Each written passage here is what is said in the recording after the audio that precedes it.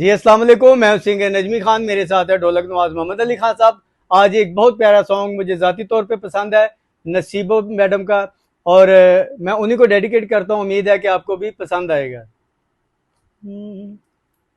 अल्लाह लड़न रात होवे पर बिछड़न रात ना होवे,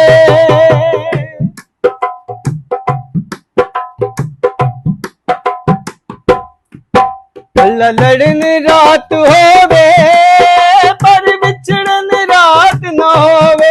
लड़िया गुजर हो जांदी है ते बिछड़िया जिंद मुक जांदी है। अल्लाह लड़न रात होवे पर बिछड़न रात ना होवे।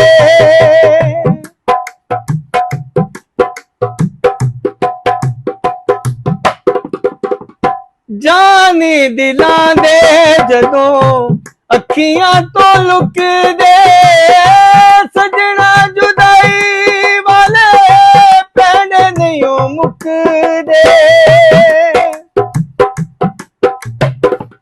जिंदगी दा साथी जदों होवे जुदाए, मोया वांगू कर दे बंदा पूरे साए। दिल नू याद सताउंदी है कदों फिर नींदर आउंदी है।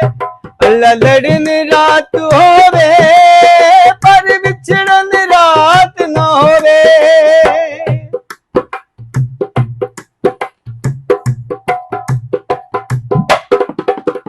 जग ते विछोड़े तो बड़ा कोई गम नहीं, तू वक होवे लगे दम बिच दम नहीं।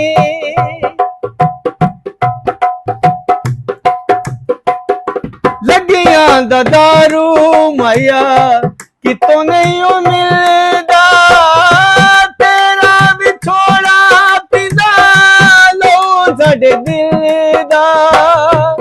दिल नू याद सताउंदी है कखां विच जिंद रुल जांदी है।